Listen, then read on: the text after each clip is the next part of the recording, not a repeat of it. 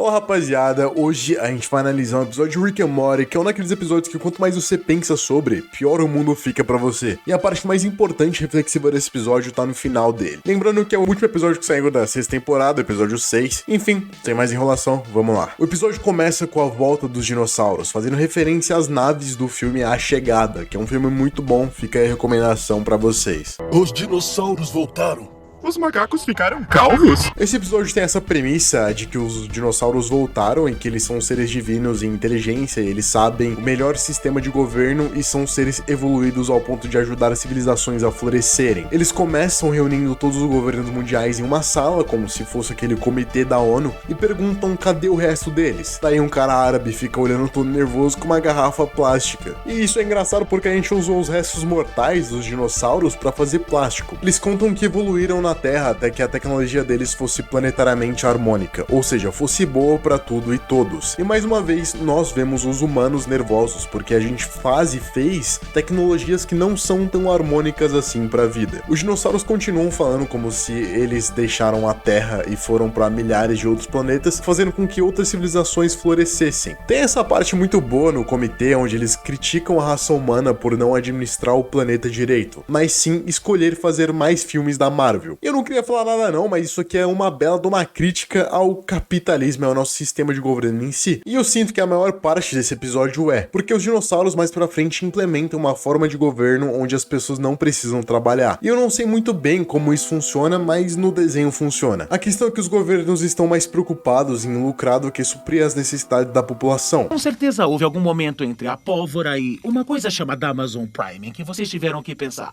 é pra gente estar administrando um planeta? Não seria melhor fazer filmes da Marvel? Aqui a gente pode ver duas ramificações do pensamento. Um pensamento sábio, onde inclui moralidade e ética com todo o planeta e todas as formas de vida no planeta, e outra forma de pensamento que a gente pode resumir basicamente em lucro. Isso é a mesma coisa que se perguntar se você prefere dar comida pros seus filhos ou bater com a sua cabeça na parede. E você ainda escolhe bater sua cabeça na parede 29 vezes. Essa é a humanidade. Mais pra frente eles dizem que amam fazer formas de vida entrarem em plenitude e instauram uma forma de governo onde os dinossauros têm todo o trabalho enquanto os humanos ficam de boa. Até aparece esse jornal em que está escrito que todo o trabalho foi eliminado e mesmo assim todas as geladeiras estão cheias. Então tipo, não tem nada pra reclamar, a raça humana tá ali em plenitude. Todo mundo podendo fazer o que quer e como quer, focando nos seus hobbies ou ficando no tédio mais profundo. A gente vê a Beth jogando um jogo daqueles onde você imita ser um médico, só que ela é médica de cavalos e reclama que não consegue se sentir útil nem nesse jogo, o que chega a ser engraçado, porque mostra um pouco de egoísmo. Afinal, ela prefere que os cavalos sofram e ela tenha um emprego do que ficar no tédio onde ninguém sofre, mas ela também não se sente útil. Mas e você? O que você escolheria? Ficar no tédio sem se sentir útil, mas com o mundo numa paz eterna, ou se sentir útil com acidentes acontecendo? Tenho que respeitar esses dinossauros. Dominaram uma espécie inteira só percebendo o blefe dela de querer mais tempo livre. Todo mundo ali naquela casa parece ter odiado tudo aquilo, principalmente a Summer, que não vê mais utilidade no seu lar porque as pessoas que assistiam ela fazendo dancinha foram expulsas das redes sociais, e são aquelas pessoas que começam com P, né? Enfim. É engraçado ver como na realidade algumas pessoas ficariam exatamente com a família do Morty, porque elas estão tão dependentes dessa mentalidade de dinheiro, trabalho e sofrimento que não conseguem viver sem essas coisas. São pilares essenciais para a vida de alguns e isso é assustador. O Rick diz que todos ali viraram Jerrys porque ficam de pernas pro ar o dia inteiro, até que o Jerry decide lançar um livro chamado Se Você Nunca Tentar, Nunca Vai Falhar. Mas guarda essa informação que o desfecho disso a gente vê mais pra frente. No decorrer do episódio nós vemos o presidente chamando o Rick para dar um fim nos dinossauros por ter se cansado daquela vida, e provavelmente as únicas pessoas que vão se incomodar na implementação de governo onde você não tem que fazer nada são justamente aquelas pessoas que detinham o poder sobre as outras pessoas, porque agora elas não têm mais poder sobre ninguém. E isso faz falta, já que ele ficou sem nada pra fazer e agora se equipara a todos os outros seres humanos que antes ele via como inferiores, não tendo mais aquele sentimento de superioridade. Eu queria pagar mais. Não existe mais capitalismo.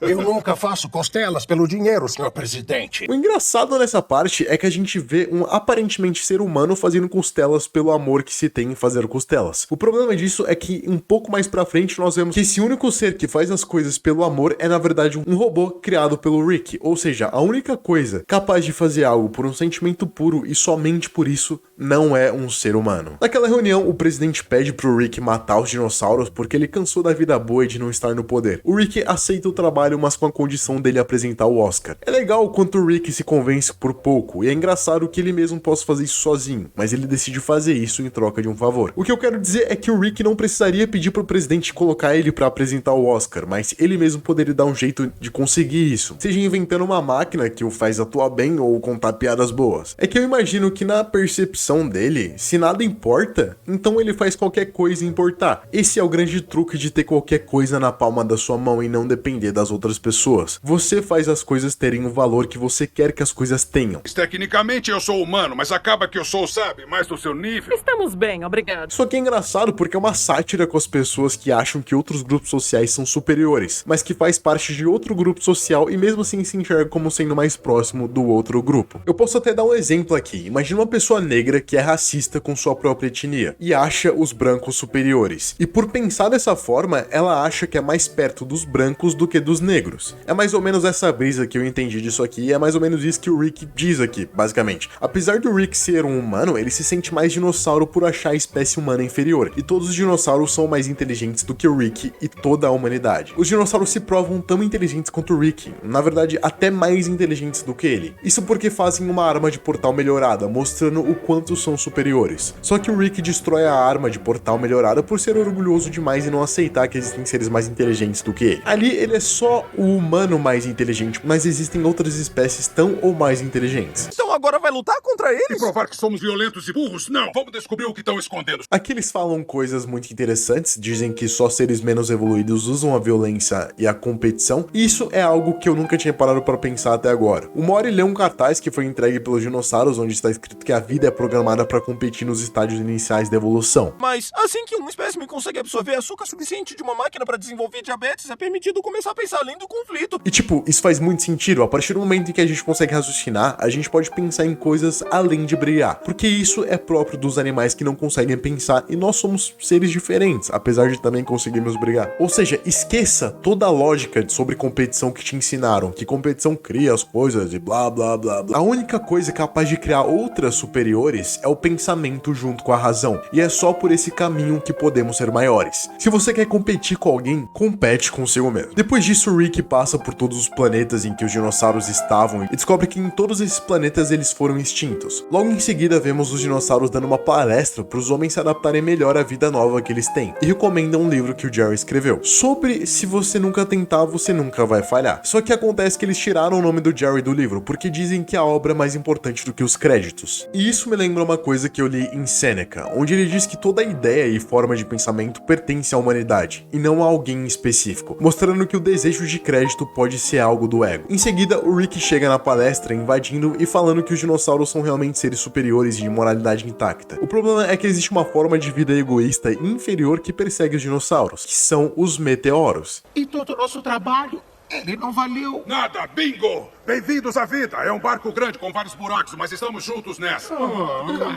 Essa última frase cortou meu coração quando eu reassisti o episódio prestando mais atenção. Isso é o que acontece com todos os sábios que já existiram na Terra. Sócrates ajudou a população de Atenas a escolher os governantes melhores e depois ele foi morto por essa mesma democracia. Sêneca foi conselheiro do imperador Nero, que depois o matou. Jesus veio com a mensagem do amor incondicional e morreu pelos que tentou ensinar. Eu poderia ficar dias aqui citando sábios que já existiram e que foram destruídos por pessoas quase sencientes como esse meteoro que persegue os dinossauros. Mas isso seria perda de tempo. O que eu questiono é, do que valeu a morte desses grandes filósofos se os males continuam os mesmos desde toda a história? Olhem a piada que as pessoas se tornaram mesmo depois de Sócrates. Então, não valeu de nada. Depois disso, os dinossauros dão algumas entrevistas e eles ficam em dúvida se vão matar o meteoro ou não. Isso porque eles não são iguais a ele. Eles não querem usar da violência para resolver esse problema. Eles escolhem se matar junto com o meteoro em Marte, salvando a humanidade, mas sacrificando a eles mesmos. Só que o Rick não gosta nem um pouco dessa ideia e impede eles ficando em Marte. E como tinha um humano lá, e matar humanos ia contra o que eles tinham planejado, eles acabam tendo que destruir o meteoro.